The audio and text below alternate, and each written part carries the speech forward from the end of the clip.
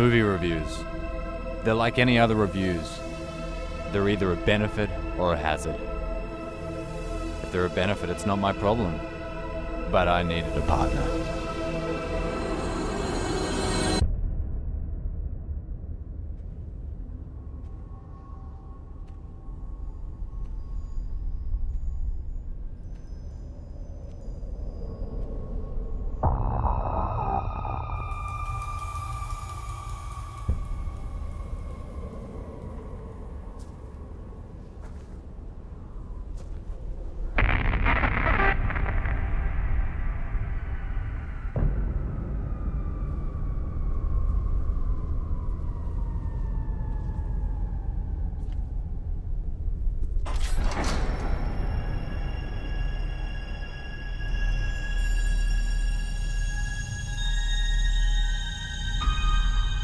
I wrote movie reviews online once.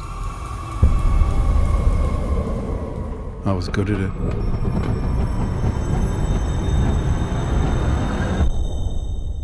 Things were simpler then.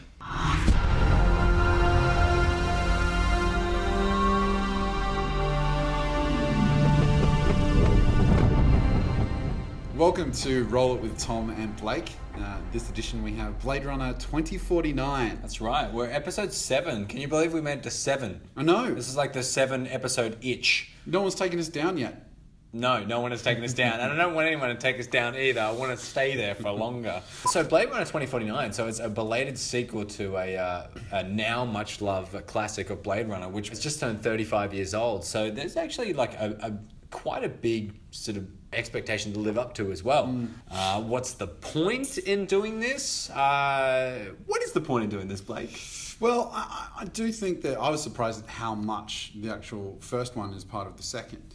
Oh, definitely. The connective tissue between the two of them is impressive. Yeah, like the story is interweaving with the original so much that definitely helps to watch the movie the night before you go see it.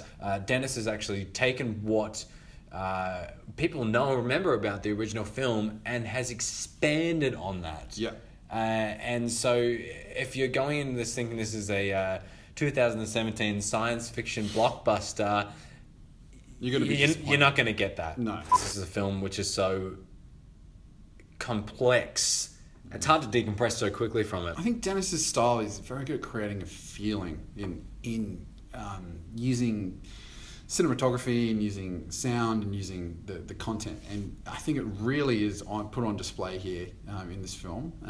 Whether you like it or not, that's fine, but at least you can appreciate what he's doing is quite impressive. I mean, the kind of overall message here is like what it feels like to be human, what it takes to be human, or what it's like to have an interaction, a human interaction with anyone or anything.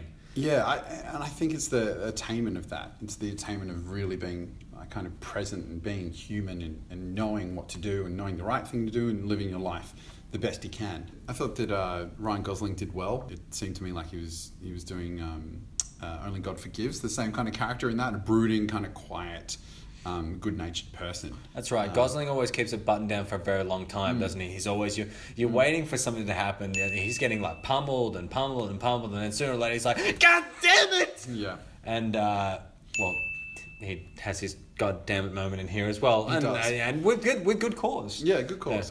Harrison Ford, you know he's in the film because he's in the trailer, so we're not spoiling anything.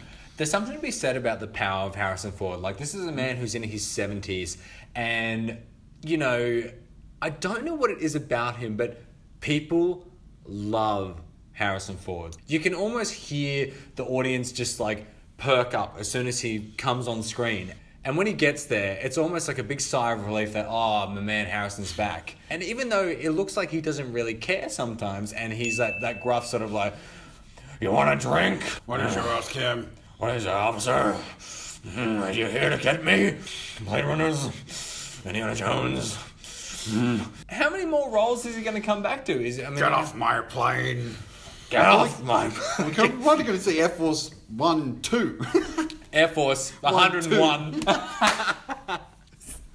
Make this movie with me. Get off my plane.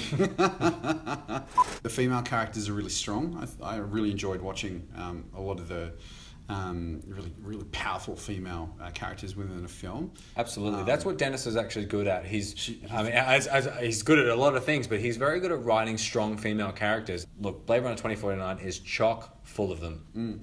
So, Tom, being an editor, what did you think about the editing in Blade Runner 2049? Jeez, that's The editing for me was bloody impressive. This particular sequence with two characters, one is a holographic, one is not, they're sort of syncing their beings in order to have a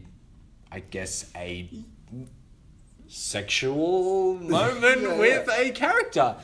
And it's incredibly well done. You're sitting there going, this must take so long to organize and put together, but you're just transfixed. And that's sort of a lot of what this movie is. I mean, you might not necessarily understand why the scene is here or why this is happening, but it's just got a bit of a hold on you, doesn't it? And if it does. Like, it feels very loaded. Like every scene is very loaded. Like there's a higher purpose to this scene. There's another backstory to this scene, why we're watching it. But you don't really care at a point. You're kind of like, look, I don't know, but I don't mind. That's because fine. it's so visually and audibly stunning. Kind of disappointed that they didn't use that noise from the trailer, the whichever noise that was. Oh, the Inception. It wasn't really that. It's kind of electronic, like a, you know what I'm trying to do here. Just give Roger Deakins his Oscar already. I know. This is a man that's lined up in his tuxedo years after years after years after years, and he still hasn't won a thing. And the work he does here, I mean, holy What is wrong with you people? come on, hand it over. It's amazing. And fun fact, the desert sequence, or I don't know if it's a desert, but whatever sequence it is, which is nice and red, that was modeled off the Sydney dust storm, and it is gorgeous. Yeah. Academy, listen to me. Listen to him. Give Roger the Oscar already. The big moment has come. We're going to give it a score. It's a little early. We're feeling uncomfortable about it, but we're still going to have to give it a score anyway. So, Blake, what are we going to give it? I don't really want to give it a score at this point because it's been 2 hours since I've seen it or something. And I don't feel like this is going to be what I actually think, but I'm going to give it an 8. 8. Is that it? That's it. That's all you're going to say? I'm going to give it an 8? Okay. Yes. If this was an original movie, I would be just astounded at it. Because it was a sequel, we don't have that kind of element of originality that True. would push it that extra level. You're not as surprised. I'm going to give it 8 as well. Look, it is a film that it's not without its faults, but it is so majestic. There is so much in there. But as an adult science fiction film, which you don't get very often these days, it's fantastic. And if I had to, off the bat, if I had to compare the two movies, I'd probably enjoy this more. I agree. If you're going to watch it, clear your schedule. What does that mean? It's a long movie. It is a long movie. And yeah, he's right. It's mentally taxing as well. Film noir is hell. You can't get more film noir than that. It is. Brilliant. It's the most film noir science fiction film you'll see this year. Very cool. Very cool. If this doesn't sound like your thing, you're going to be Blade running the hell away from this thing, if you know what I mean. You know what I'm saying? You know what I mean? If we were in business, you'd be out of business, if you know what I mean. Thanks for tuning in again this week. We love doing this. We'll see you again on YouTube soon. See you soon. Bye. Bye.